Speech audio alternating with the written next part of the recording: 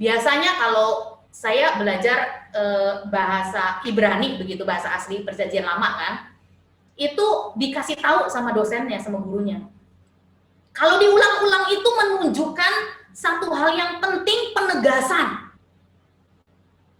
Nah, 3 kali ini menunjukkan berapa beratnya panggilan Tuhan Yesus bagi Petrus. Pekerjaan apa, tugas apa, dan akhirnya seperti apa yang Petrus akan alami, itu betul-betul di luar dari dugaannya. Tetapi kembali lagi, itu tidak di luar dari sepengetahuan Tuhan Allah kita, Tuhan Yesus, ya, juga Tuhan Yesus. Oke, yang berikutnya ada lagi di dalam Nats Yohanes 21 ayat 15 sampai 19 ini, ada orang yang membandingkan. Oh iya, kata kasih ditanya 3 kali. Kita kan tahu di dalam bahasa Yunani itu kata kasih itu ada 4, ada agape, ada philia, ada apa? Storge, ada eros, ada tingkatan-tingkatannya gitu. Yang di sini itu ada Tuhan Yesus bertanya kepada Petrus, apakah engkau mengasihi aku?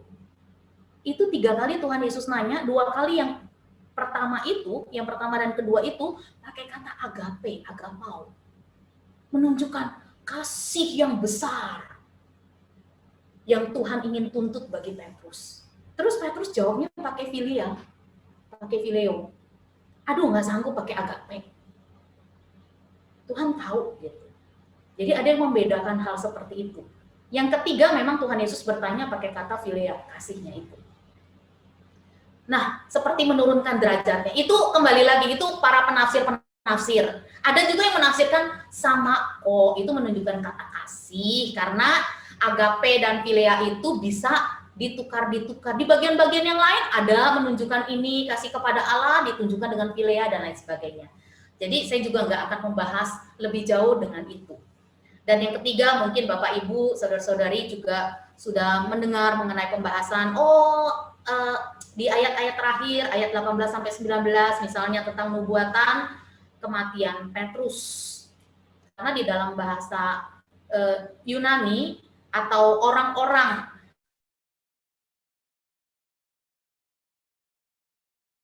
ketika perkataan mengulurkan. Jadi waktu muda itu Petrus bebas. Kemanapun kamu pergi kamu bebas. Tetapi setelah kamu tua, kamu dipanggil dan dikhususkan oleh Tuhan, tanganmu akan terulur. Nah, itu menunjukkan sebagai disalib. Tetapi memang sejarah menuliskan bahwa akhirnya Petrus mati disalib. Bahkan ada yang bilang kalau Petrus matinya bukan disalib seperti Tuhan Yesus, seperti itu kepala di atas, kaki di bawah, tetapi dia merasa tidak layak, dia minta kepala yang di bawah, kaki di atas. Coba kita lihat ya perubahan hidup dari Petrus, seorang Petrus yang ketakutan ketika kamu pasti orang yang kenal sama Yesus itu. Wah, itu pertanyaan yang ditanyakan dari hamba perempuan. Petrus ketakutan. Yang namanya perempuan di dalam Yahudi itu second class. Hamba, ya ampun, lebih second lagi, udah gitu. Kenapa ke orang seperti itu saja Petrus masih bisa takut? Itu yang terjadi kalau kita melihat kepada diri, mengandalkan kepada diri. Yang ada, kita akan menjadi ketakutan, kita akan menjadi orang-orang yang lemah dan gagal. Tetapi nanti kita akan melihat bagaimana Petrus setelah diutus oleh Tuhan ini, kemudian dia dikuasai atau dipimpin, diurapi oleh Roh Kudus. Kita lihat di dalam Kisah Para Rasul 2, setelah hari Pentakosta, bagaimana Petrus dengan berani memberitakan firman Tuhan, bukan hanya kepada perempuan-perempuan, para hamba-hamba, tetapi juga kepada imam-imam kepala orang-orang Farisi. Itu menjadi satu confident, tetapi bukan lagi kepada diri, tetapi kepercayaan kepada Tuhan seutuhnya. Itu yang kita mau belajar, bagaimana kita mengandalkan Tuhan kita di tengah pertandingan hidup yang sedang kita jalani hari ini menuju garis akhir. Jangan andalkan diri kita. Kalau andalkan diri kita, kita akan lemah, kita akan gagal. Tetapi ketika kita andalkan Tuhan, Tuhan akan menguatkan kita, Tuhan akan menolong kita. Tuhan memang tidak menjanjikan untuk hidup kita lancar. Ketika mau bayar uang sekolah, Tuhan langsung sediakan. Ketika hujan reda, terus kita mau pergi, ada acara persekutuan, tiba-tiba Tuhan hentikan. Enggak, Tuhan nggak janjikan seperti itu. Tetapi Tuhan janjikan kekuatan. Tuhan janjikan penghiburan. Ketika kita sedih, lemah, berduka. Dan Tuhan janjikan penyertaannya terus. Bahkan menjadi sahabat yang setia buat kita. Itu yang Tuhan janjikan buat kita. Biarlah kita semakin mengerti apa yang Tuhan kerjakan. Kita mungkin taunya, Tuhan saya butuh ini, saya maunya ini. Tetapi ketika Tuhan nyatakan, aku sudah tahu kebutuhanmu. Ini yang kuberikan. Kematian Tuhan Yesus di atas kayu salib. Itu yang menjadi kebutuhan utama manusia berdosa. Kamu sudah diperdamaikan, kamu disucikan. Kamu sudah diberikan anak tunggal Allah yang dikasih Allah satu-satunya yang begitu dekat dengan Allah. Akhirnya terpisah karena dosa. Tuhan rela melakukan seperti itu. Tuhan bilang, apalagi yang tidak aku akan lakukan bersama-sama dengan Kristus buat kamu.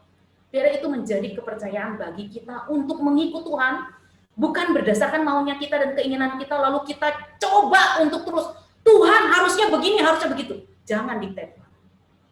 Kalau akhirnya Tuhan biarkan, ya terserah kamu, kita akan tanggung sendiri segala akibat.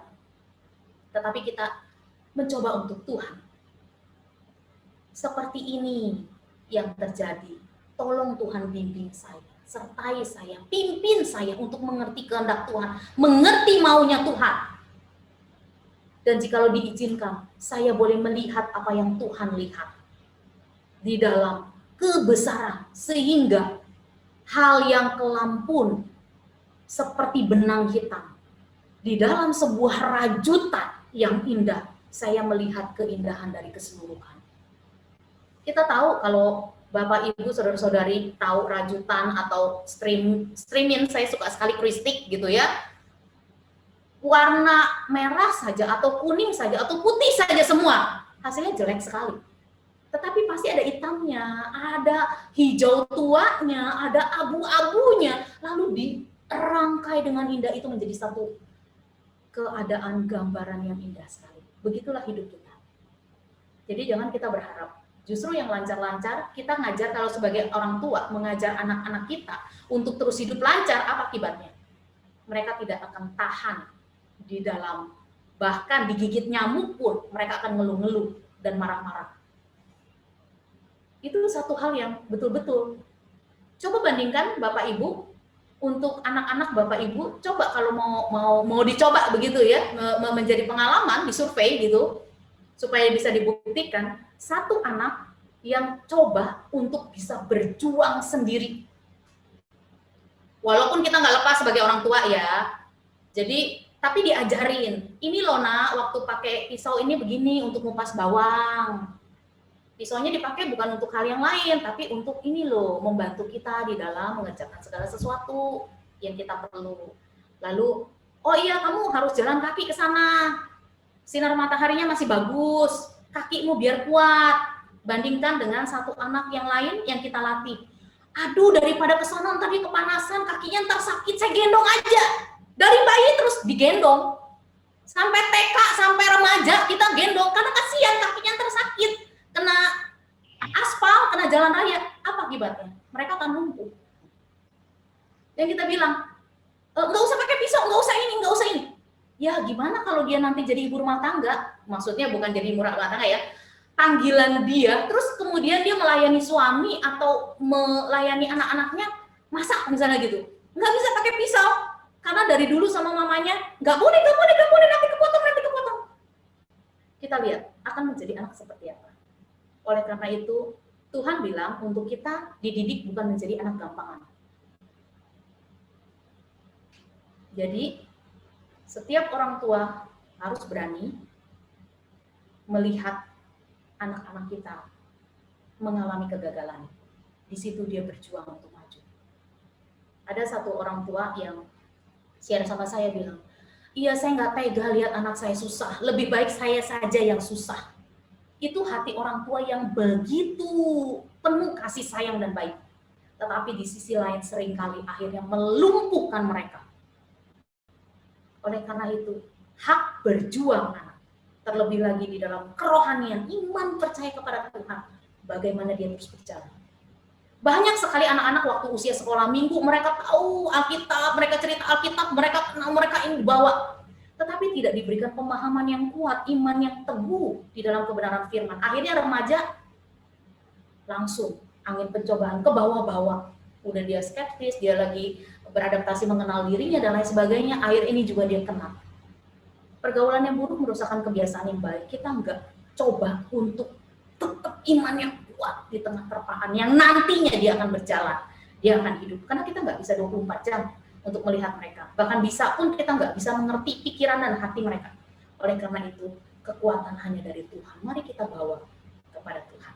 Masuk ke dalam bagian yang kita bahas, Nats dari Yohanes 21 ayat 15 sampai dengan 19 ini ada dua bagian saja yang kita ingin belajar bersama-sama. Mengenai pertanyaan dari Tuhan Yesus dan utusan dari Tuhan Yesus. Pertanyaan Tuhan Yesus mengenai yang tiga kali ditanyakan, Simon anak Yohanes, apakah engkau mengasihi aku lebih daripada mereka ini? Di dalam terjemahan baru bahasa Indonesia ya, dari LAI. Di dalam bahasa Inggris, Simon son of John, do you love me more than this? More than this di dalam bahasa Yunani-nya itu pleon tauton. Ini mengandung tiga pengertian. Maksudnya bisa mengarah kepada more than this ini seperti yang pertama itu, apakah engkau mengasihi aku lebih daripada perahu, jala, dan seluruh pekerjaan memancing ikan ini? Itu kira-kira pengertian itu. Tetapi kita bisa bawa dari arti ini juga kepada ingat waktu orang muda yang kaya datang kepada Tuhan, Tuhan aku mau hidup selamat, apa yang harus kulakukan? Lakukan hukum Taurat yang sudah disuruh. Dia bilang, udah kok semuanya. Oke, sekarang jual segala sesuatu, bagikan kepada orang miskin, lalu kamu pergi, kamu datang kepadaku, ikut aku. Akhirnya orang muda yang kaya itu pergi dengan sedihnya. Ini menggambarkan begitu sulitnya manusia untuk meninggalkan apa yang dia miliki. Termasuk ini, kalau di dalam pengertian seperti ini, apakah engkau mengasihi aku lebih daripada perahu jala dan pekerjaan? Kelihatannya remeh loh, kalau menurut kita kan, iya udah tahu itu Tuhan Yesus, ya ikut Tuhan lah gitu, aku tinggalkan segala sesuatu. Tetapi kembali lagi kalau pertanyaan itu ditanyakan kepada kita, siapkah kita? Seperti Abraham loh. Perkiraannya waktu dia di Ur Kasdim itu dia sudah punya rumah, kira-kira satu rumah itu 65 kamar. Sudah settle banget. Punya harta benda dengan ternak, dengan pelayan yang begitu banyak. Tuhan bilang, pergi kamu. Pergi kemana? Pokoknya ke tempat yang aku kasih tahu nanti kasih tahu. Pokoknya pergi. Terus gimana nanti tinggalnya, udah disiapin rumah belum? Di kafling apa? Di perumahan apa? Enggak ada sama sekali. Nah, suruh tinggalkan segala sesuatu, maukah kita? Kita dengar ceritanya, baca ceritanya sih gampang, itu udah sepintas-sepintas. Ini perjalanan iman di dalam perlombaan masing-masing yang Tuhan nyatakan, khususkan seperti apa. Penafsiran yang kedua mengenai pleon tauton ini, apakah engkau mengasihi aku lebih dari engkau mengasihi murid-muridku yang lain? Ini saya gambarkan dengan perkataan Tuhan Yesus di dalam Lukas 14 ayat 26. Tuhan Yesus pernah bilang, jikalau seorang datang kepadaku tidak membenci bapaknya, ibunya, istrinya, anak-anaknya, saudara-saudaranya, laki-laki, perempuan, bahkan nyawanya sendiri, ia tidak dapat menjadi muridku. Kita lihat di sini, betapa seringkali kita teralihkan, terdistract dengan hal-hal yang lain. Satu hal saja, orang tua itu kalau misalnya anak sakit, coba apa yang menjadi penggambaran kita, bayangan kita.